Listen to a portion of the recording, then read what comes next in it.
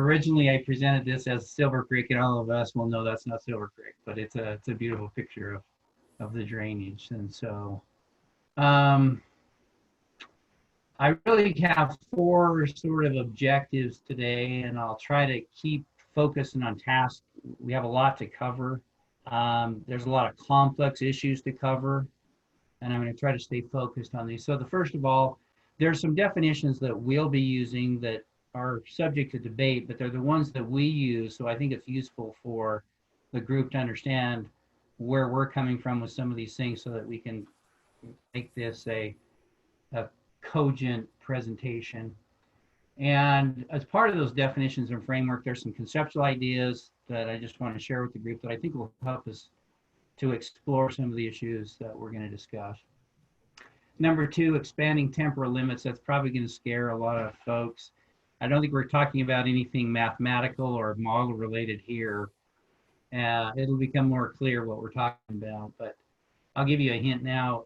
I think most of our discussion to date has really focused on sort of consumptive uses and or injury estimates that are really based on the model. And I really love the model. Jennifer does a great job, and all the staff there do a great job with that. The reality, though, is that it really deals with what I would call recent time periods. And this temporal notion may help us to try to expand our thinking beyond just the most recent to what may be a larger issue that the group could discuss and debate. Number three, we're going to kind of look at aquifer stability. And Sean, thank you so much for sharing Alan's work. I think it dovetails very nicely into some of the things that we've done. We've done some independent analysis, and I would call it preliminary at this point, to sort of address those same topics. And it'll be an interesting presentation to see where that goes. But we will do that. And then finally, to get to where everyone wants to be, is we'll kind of look at what we think may be the actual tangible on the ground impacts to our folks. And I think, Sean, you put it nicely when you said those stream and other impacts are only one of the components that we look at.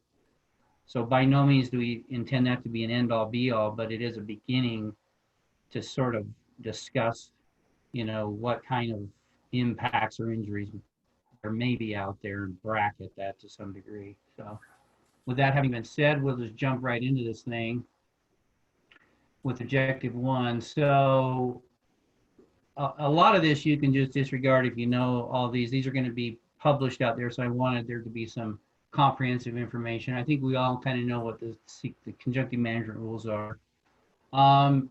This concept of impact and injury often gets conflated, and I'll probably do this in my own presentation today, so please apologize. I'll apologize up front, but I wanted to put out on paper what we're really talking about. So when I use the term impact, what I'm trying to imply here is what are the hydrologic impacts irrespective of any water right holders. So in other words, when we pump water, there's an impact to the natural system, whether it be to a lake, a stream, or a water body that exists, and those impacts exist irrespective of anyone holding water rights. Okay. So when I use the term impact, I will try to make sure I'm precise in that language. That's what I'm meaning by that term. When we talk of injury, most of us will think about the conjunctive management rules and the term material injury. I haven't used that term because I don't intend to get to that point, but it starts to get to that point. So injury really is the material effects of groundwater pumping on an individual or collective water rights, specifically in this context viewed under the conjunctive management rules. And then I coin a new term here, which is a quasi-injury. And what do I mean by quasi-injury? Well, in our minds, we really link together the concepts of system or hydrologic impact with the notion of material injury as sort of happening on a spectrum. It's obvious to most of us, if there were no pumping or hydrologic impact, there would be no material injury. So mathematically, I think we can look at it as saying the most maximum extreme material injury must therefore be the system impact. It's never going to equal that most likely, but that is the maximum it could be. And so as we view these concepts in sort of a continuum, it's useful to, I think, coin the phrase quasi-injury to represent some injury that is perhaps less than a system impact, but perhaps not quite to the level and standard that would be required under a material injury claim. And so when I use that term quasi-injury, that's kind of what that is intended to mean. So continuing forward, I think it's also useful to and I alluded to this earlier, to sort of discuss the notions of recent period and long-term period. For reasons that will become apparent later in the presentation, we really look at recent being sort of the mid-1980s as being the time period when perhaps you could look at it this way, that a new maybe equilibrium has been established or partially established in the system, as opposed to the equilibrium that was present prior to the onset of pumping. And so I'm going to be talking a little bit today about recent impacts and long-term impacts. Long-term would be all the impacts that may have arisen since the initiation of pumping. And so again, I'll try to be very focused on making sure I use these terms correctly. And if I don't, you'll correct me. Before we jump in, there's some miscellaneous housekeeping things here. I don't know how many of the committee members are associated with this particular document. I bring it up because it is an incredibly well-written document. And I would just suggest that if people haven't acquainted with themselves with this, or understand the often very complex dynamics of groundwater, surface water interactions, this is a very good document to look at. It gets very, very in-depth if the reader wishes to do that, but it also deals with things at a very high level as well. Wonderful document. I just suggest that perhaps the group be aware of it if you're not already aware of that. Now, out of that document came an interesting quote by the then director. That was a 2013 document. And at that time that it was published, the director of USGS, Marcia McNutt, came out with a statement about this document, and it reads as follows, and I'll read it. The groundwater discharge is a critical part of flow in most streams. And the more we pump below ground, the more we deplete water flowing down to the stream. When viewed over the long term, it is one big zero-sum game. That phrase is really, really kind of powerful, and I want to chat about it for a minute. I think in these meetings in the past, we've heard this term used by various experts, zero-sum game. What that really means in the end of the day, and there's the definition I've given here, an economic theory or mathematical representation of a situation in which each participant's gain or loss is exactly balanced out by the gain or loss of others. So what that means in a hydrologic context is something that I think Sean Vincent alluded to, is that for every gallon of consumptive use that exists, there is going to be a hydrologic impact at some point. Either sooner or later, that hydrologic impact is going to be represented. And I think it's a useful construct to really keep that reality in mind as we talk about these issues. And so I will move forward. This is just a thought for the group to consider. It's kind of an aside in a way, but throughout this process, oftentimes we've been asked about how does climate impact these notions? And it's really kind of a complex situation, and it's taken us a while to evolve to a place, but I wanted to put this out there to get the group also thinking about this. And I think the statement kind of speaks for itself. I'll just read it. It is taken to be axiomatic that Idaho's prior filtration doctrine is fundamentally designed for and used to allocate water during times of variable scarcity. Idaho law does not identify, categorize, distinguish, or exempt specific causes of water scarcity. The notion that climate changes can somehow alter the priority doctrine, and change the analysis of impact of groundwater pumping on the water supply is not supported by law. So although I totally understand why the concept is constantly brought up about what about climate, what about climate, what about climate, it's useful to distinguish the use of climate discussion, I believe, into two categories. If we're trying to tease out data to understand something that is salient to water rights and or prior appropriation doctrine, I think it's absolutely valid to employ things like drought indexes and other things. But as we're talking about the application of any impacts or injury, it is our understanding that, and actually the Supreme Court of Idaho has ruled that it really doesn't pertain to those allocations. And so that's a discussion for some debate. That's our position. But I think it's useful to discuss the different uses of that term and the use of climate data. And so with that being said, I will pass to the next slide, which is, it just references that state Supreme Court discussion relating to that concept. So, and I guess I'll just, for a minute, I'll just explain why that I think that's important. I think this advisory committee has some very important complex issues to deal with. I think it would be a sad use of time and energy if we spent much of our time dealing with how much of a given injury has to do with climate change versus other, when in the end of the day, we don't feel that makes any difference in the substantive answers. And so for sake of efficiency, I think it's useful to understand that concept. All right, off to objective 2 here. Expanding temporal limits. So what do I mean by this? So here's a graphic, and I think it's kind of useful and instructive.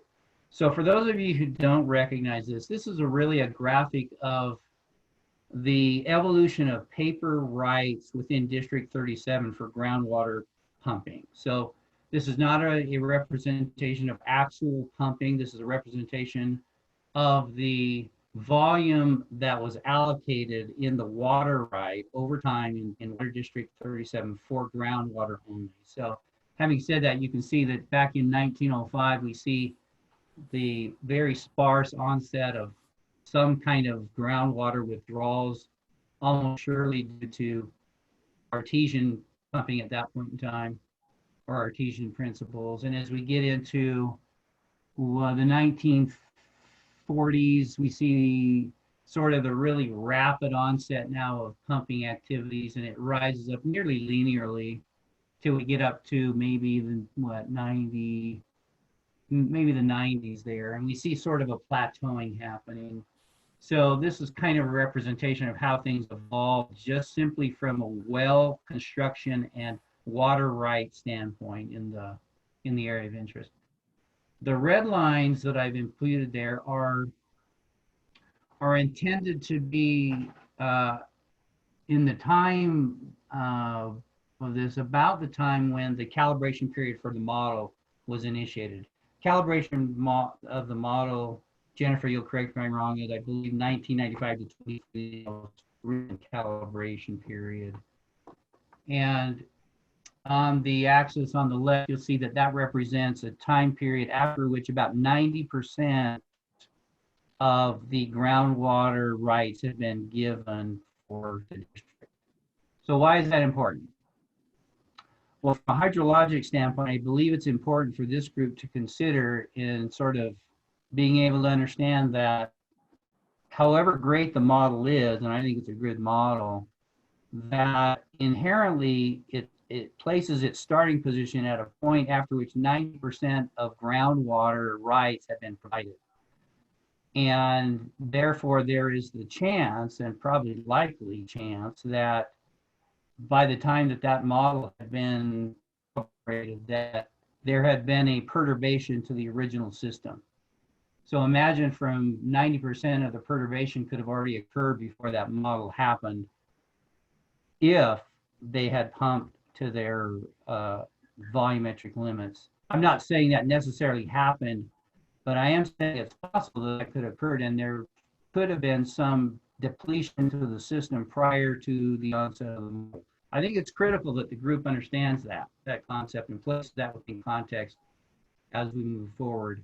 We actually are having a look at this to see if we can actually create a simulation that addresses how much, if any, mining or depletion of this system occurred from the onset until the current model. And so just be aware that that concept exists out there. And I think it's important. And when I say expanding the temporal boundary, that's kind of what I mean. It's important, I think, to think about the system, not just in the most recent terms, but in its entirety. And so with that, that one graphic, I think, covers objective 2.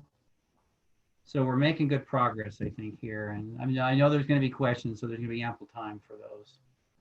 So aquifer depletion, this kind of dovetails on Sean Vincent's treatment of Alan Wiley's work. And we've also taken sort of an independent look of things just to kind of get a sense of what may be happening with the system. So I'm going to start out with essentially, there's 3 categories of things that we've done here. We've, of course, taken a look at the literature out there, and there's quite good literature, much of it by Bartolino and others. In this case, we've quoted, I think, a 2007 publication that I think sublimates nicely many of the things that have been said. And many of the things in these documents are consistent with each other, and this one I think represents that. It simply says, the decreasing trends in the Bigwood River and Barrelview since the 1940s and in Silver Creek since 1975 indicate declining groundwater levels. I think that's a fair assessment of what's happening. How much is, I think, yet to be, stipulated or clearly characterized, but I think that's probably a reasonable statement. I'm going to move now to some of our own work, and I haven't included many of the technical underpinnings of this. However, I'll be glad to, and probably will, write this up if the group is interested. However, I think it's fairly straightforward enough for anyone to sort of redo on their own.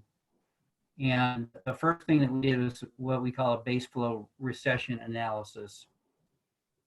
For those of you who may not understand what that is, I'm just going to briefly talk about base flow and what base flow recession analysis is. So if you imagine a stream that is discharging water, most people really don't appreciate the fact that that water is a combination of both runoff from mountains, from snow melt, from other precipitation sources, and most oftentimes a component of it is base flow, which means that it is derived from gaining water from the groundwater system into the stream. In the Western United States, we have most of our streams are characterized at least some point during the year as being composed of both runoff and recharge from groundwater, or termed base flow. And for those of you who are spending time out in the outdoors, you'll notice a stream that looks really very robust and healthy in the early spring during runoff. By the time you get into August, September, often those streams are really dwindling down, and that term is base flow recession. That the stream is essentially reducing its flow to where now, instead of a combination of the 2 sources, you often only have the contribution of groundwater. Well, because that phenomenon exists, it offers an opportunity to do an analysis that essentially indirectly measures to some degree the health of the aquifer that's feeding it. So you can imagine that if a stream is measured for base flow at a point in the past, and it's measured currently, and we see different values, you would rightly assume that there's been a change in the aquifer level that feeds that stream. So with that simple basic premise, which is simplification, we undertook an effort to look at the base flow on Bigwood and Silver Creek, as far back as we felt we really could, basically limited by, I think, the installation of the Sportsman's Access Gauge on Silver Creek back in, I think it was October 1st of 1994. So what that really means is we looked at the month, we looked at various months in this analysis, but the month we chose for Silver Creek was July, and the month we chose for the Bigwood was September. And essentially, the analysis amounted to computing the mean discharge for those months for each of these years, and then essentially plotting them to see what that trend would look like. And again, with the anticipation that it is a surrogate measure of groundwater health. Now, I will point this out, and I think looking at groundwater monitoring or well data is a very good way to assess aquifer health. But another way to do it is to look at discharge. And I think in some ways, maybe I would say it's definitely different. In some ways, it may be more useful in the sense that discharge does two things that wells do not. Discharge integrates the signal of multiple wells and multiple or a much larger volumetric area in discharge. So it integrates the signal and I think is much more representative of the system as opposed to a single well. Another thing that discharge does is it takes into account the fact that there is communication between a given point source and the stream. A well, in theory, could be going up or down, and if it's isolated geologically or through some other means from the stream, that well may show signals either up or down, but have really little bearing on what it's doing to the surface stream.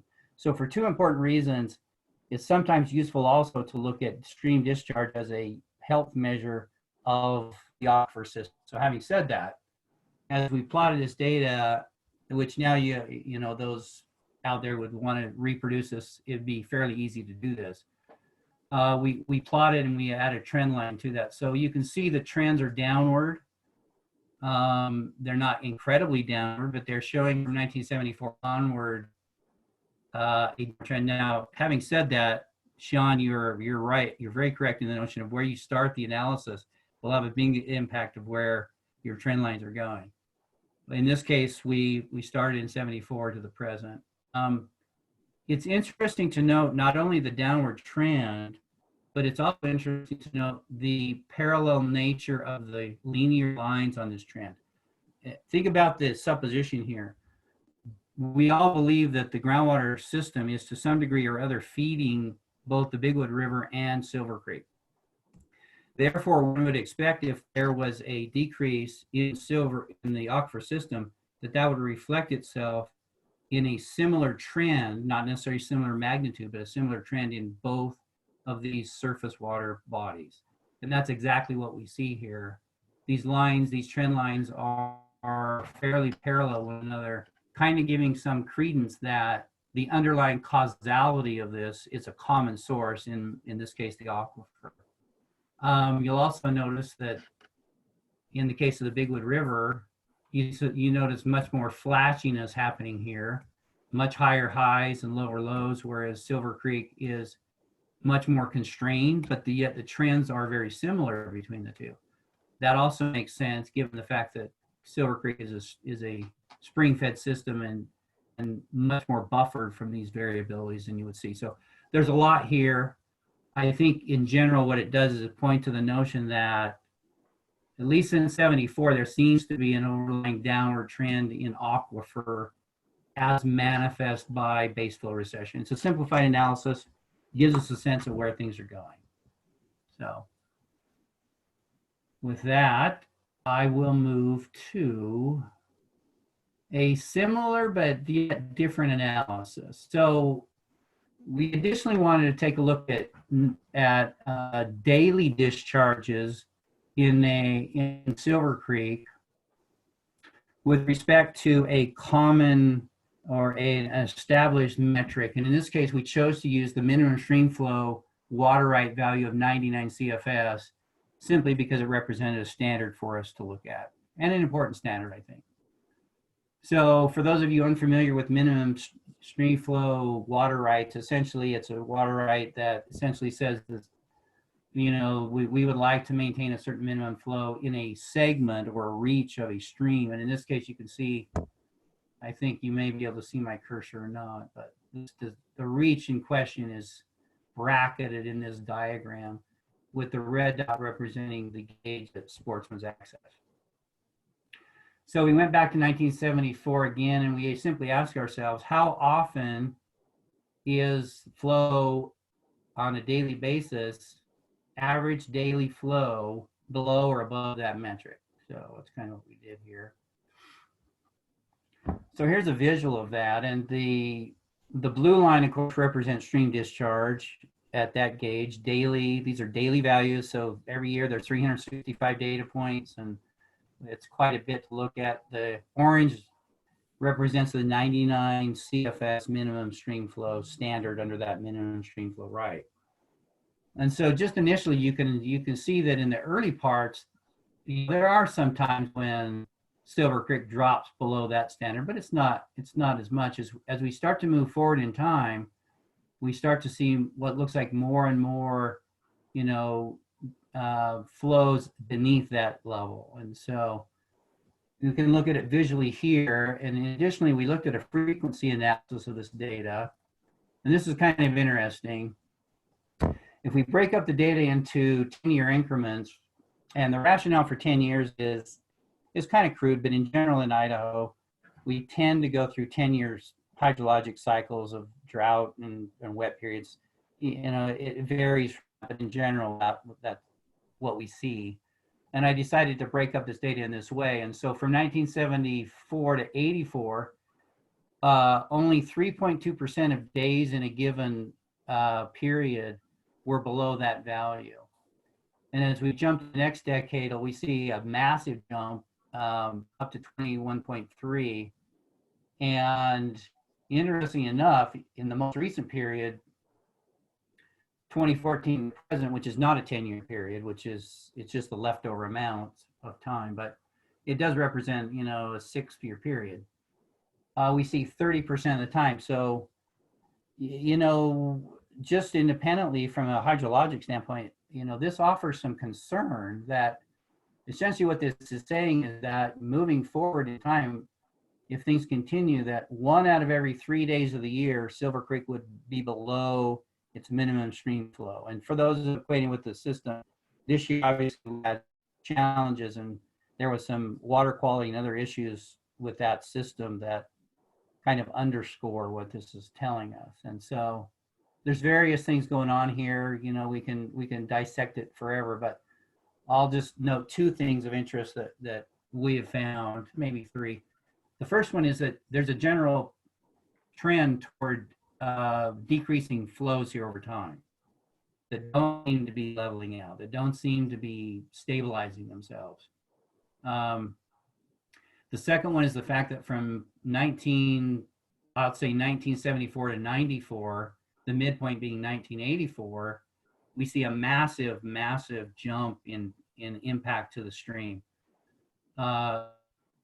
In conversations with colleagues today, we think that's probably about the point in time when much of the pumping impact was being felt by the system, but it was likely being overridden or masked by flood irrigation that was somewhat compensating for that. And as we jump into the 84 to 94 time period, we move to center pivot irrigation where we no longer mask the impact. The impact now becomes very visible to us. I think that's what's happening here. And the last and third thing I'll mention here is this: the last 3 data points seem to be really pointing toward not a stabilization of at least that system, but an actual increase in impact to that system. And so with that being said, I think the take-home message is that there's a possibility that decreased aquifer levels are continuing and perhaps even accelerating in some reaches. All right. With that said, now we get to what everyone came here, I think, to see. And I'll jump right into that. So as the way that we have approached getting to what I will now call quasi-injury is to begin with system injury, system impact. And as I think Sean Vincent and others have said before, that really starts with consumptive use. And so consumptive use starts with total withdrawals. So all we really need to do here is tabulate total withdrawals. And you'll notice that I've done that for a 3-year segment of time, 2018, 2019, and 2020.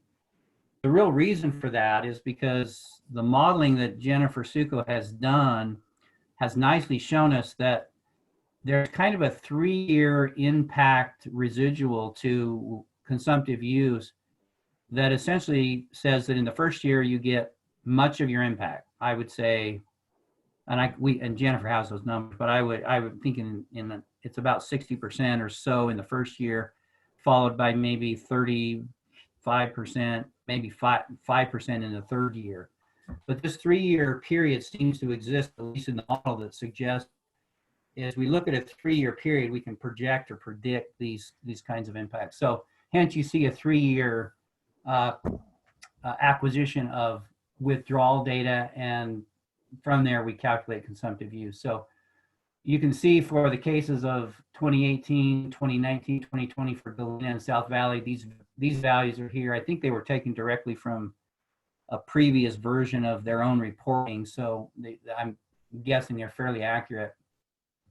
In the case of 2020, we essentially estimated that based on the climatic conditions and previous pumping. Those are not established yet. I imagine they're pretty close to being established.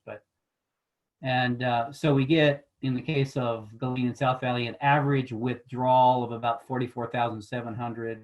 I think these equate quite nicely with some of the values that I think Sean had given to us. In the case of the Camas Prairie, we see 2018, 2019, and these are verified from the department. In the case of 2020, these are estimated based on, again, the 2020 relatively dry year. And as we average those, we get about 11,400 over a 3-year period. We can sum those, of course, and get a value. And then to get to consumptive use, we really just need a percent of return flows, meaning how much of a total gallon of water do we actually returns to the system unconsumed. And I know that others have used a factor of 85%, which means in our case a 15% return. My work really is pointing more to the fact that we're probably much more efficient than we think, and we're at 90-10. These are debatable quantities, I get that. For my calculations, it shows 10% return efficiency. And when one does that, the consumptive use is calculated, as you can see here, at about 50,500. So the upshot of this graphic really should tell us that on any given year, the combined consumptive use between Galena, South Valley, and Camas is on the order of 50,000 acre feet. We can debate about these particulars, but I don't think we're going to be debating over very large bounds. But that's the numbers we use for this calculation. As I alluded to before, this is a graphic that Jennifer will recognize, that it kind of demonstrates visually and graphically this 3-year period of impacts to some kind of, in this case, it was a curtailment of consumptive use. And so this is just a graphical representation of value. I have for my computations that I'm going to show you here in a moment, actually gone into the actual output files for the model run and calculated actually quantitative values, and so those are what are represented in my final work. So with that, we get to, thankful for Jennifer's work, by the way, because with that 50,000 consumptive use, we can really scale the output of the model, and essentially we can, what's the right word here? We can allocate impacts by month and by stream. So essentially, if you were to take that 50,000 and say, what are the actual hydrologic impacts in this current year based on Jennifer's modeling and some assumptions relative to Camas, you can really start computing what you should see in streams if all this pumping were curtailed. And it gives it again by month and by stream. And Jennifer was also provided information that sub-reaches of Wood River Valley were also computed, and we'll get to that here in a minute. But for the purpose of this, it offers an opportunity to take that and sort of spin it out in various ways. And for a lot of reasons, it's useful to have this kind of a allocation of those impacts. And so based on that, I'm going to say that I will call this hydrologic system impacts as opposed to, again, quasi-injuries. So this is what the system is experiencing in 2020, according to the best information that we have today. I will say this, in the case of the Camas Prairie, you'll notice that for every month, the value is exactly the same, whereas in the case of Silver Creek and Bigwood, they vary. The variability in the Silver Creek and Bigwood comes from Jennifer's model. The uniformity in Camas Prairie comes from the fact that there is no model Camas, that we are surmising that those impacts that are felt there are muted by the time they reach Magic Reservoir and are probably largely uniformly distributed, but probably not perfectly uniformly distributed, obviously.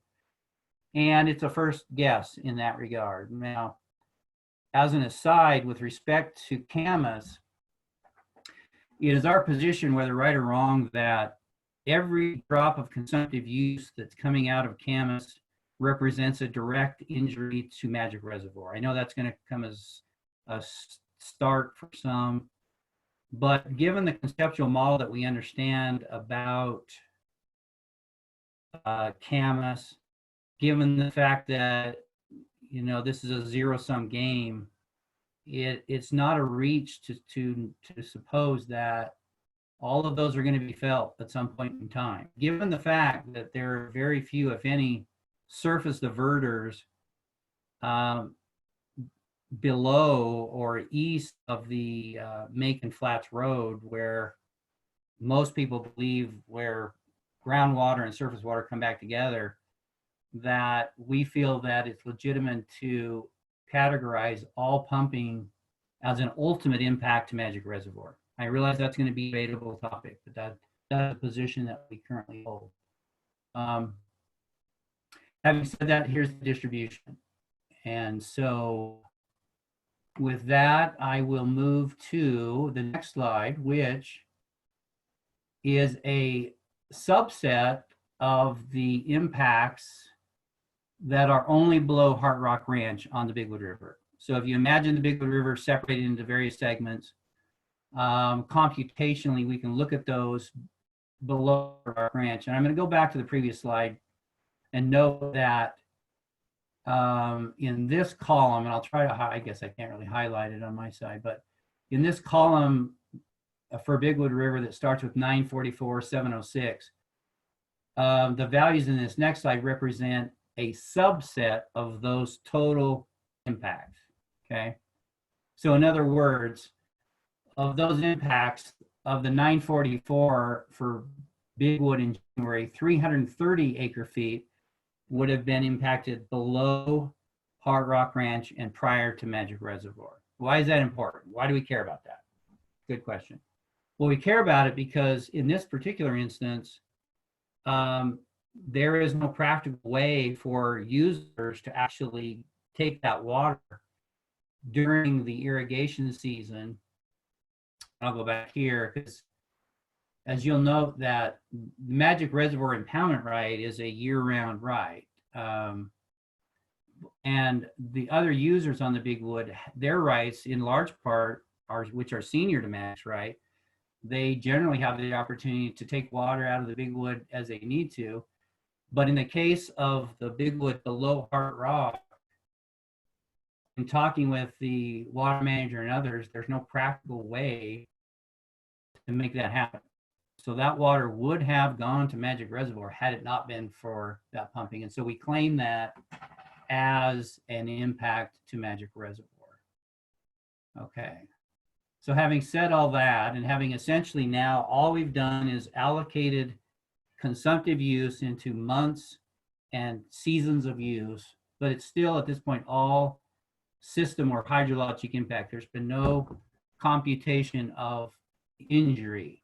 And we're going to move to that point now. So if you look at system impacts as a basis to which to compute these impacts, here's how we kind of do that. And I again apologize for the complexity of this. There's a lot here. We've been dealing with this for a long time. I know this is probably, you know, challenging to look at, but here it is. So let me give you, for example, now we're into quasi-injury, which means that these are the actual injuries that probably are experienced by users simply by comparing the system impact with the period of use on individual rights.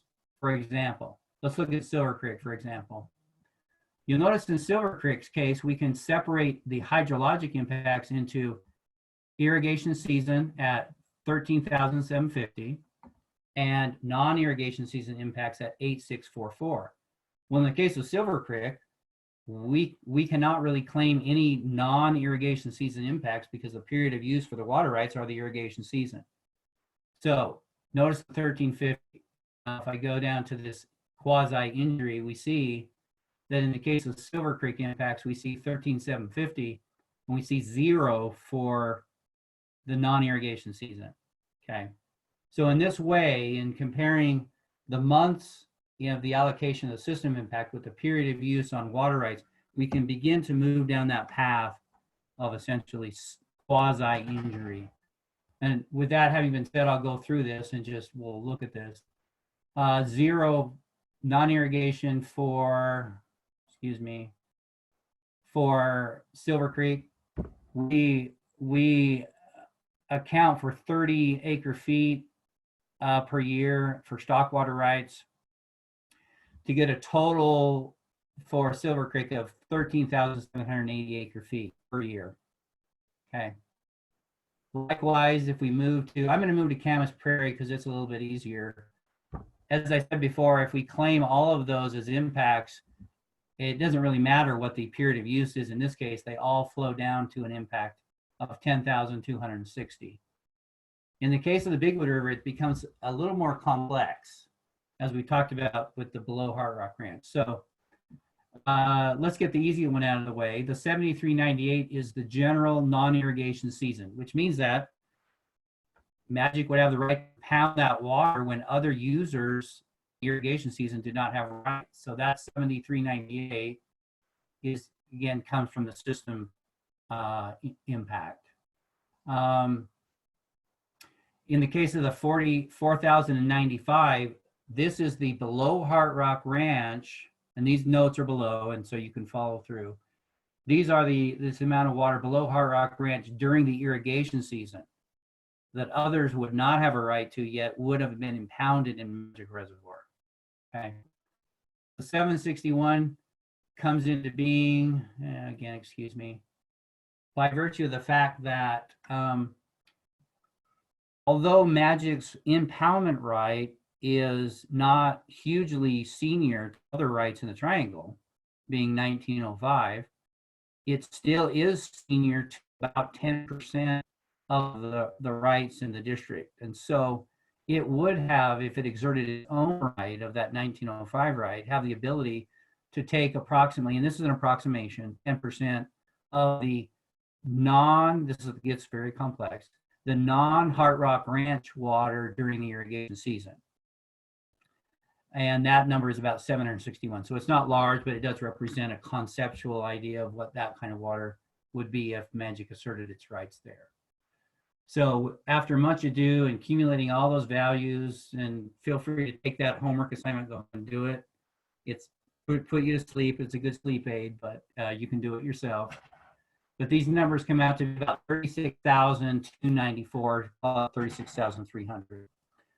Again, it makes sense that we cannot claim all of a system impact. We can only claim those impacts that are pertinent to the period of use on our water rights.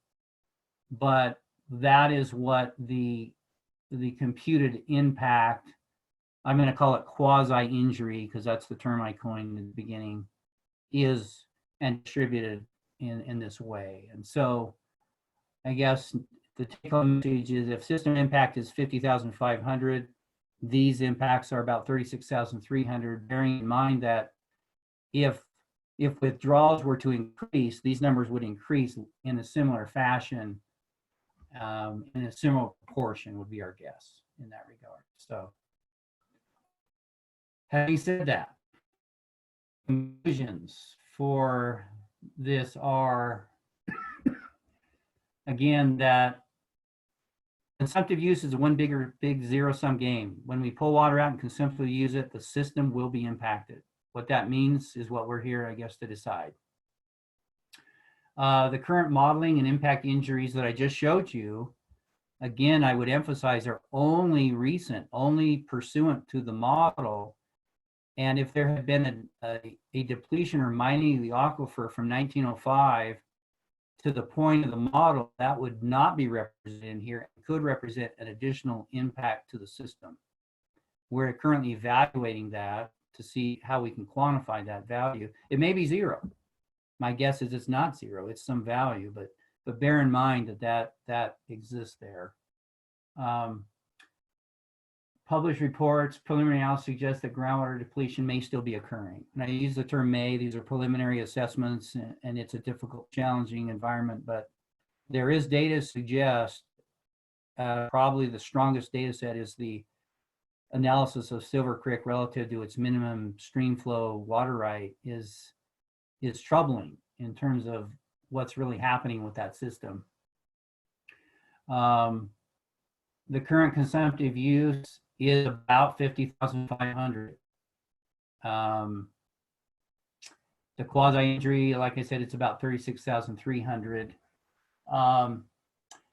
So one of the things that's come out of this for us is the fact that I think the sentiment of many people here are that we would sure love to heal the system, not only for the purpose that it would likely heal the water issues here, the water rights issues, but it would actually heal the system.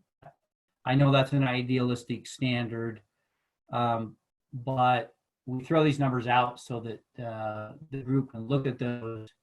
And I would note that as the department is well aware, a recent ruling by Judge Wildman has indicated that even if we were to heal this system to the tune of 36,300, which we may or may not, the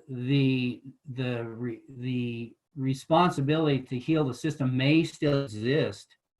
And that's, I think we've had some graphics that kind of talk about Judge Wildman's decision. I bring that out only because if we have the opportunity to heal the system, it'd probably be useful to do that for a variety of reasons, none the least of which is that the duty to act still exists, even if we only address the quality injuries that we are discussing here. There's a lot there. I apologize that I've thrown so much at everybody, but I wanted to get all that out there for discussion to open. I'm sure there's going to be much discussion, but those are the concepts that we're thinking about and wrestling with, and then currently where we're at. So with that, I will just be done and be willing to answer any questions the group may have. So.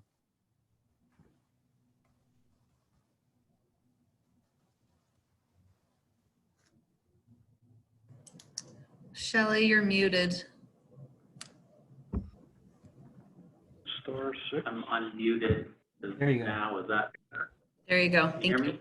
Yep. All right. Yep. So I'm anticipating a lot of discussion and questions, but we've been meeting for about an hour and a half. I recommend taking a 10-minute break and then coming back with a Q&A and comment period with Eric. So Eric, do you have time for that? Can we take a Absolutely. quick break? Yep. And then Yeah, absolutely. All right, great. Thank you. Let's go ahead and do that. Let's be back at 3:20.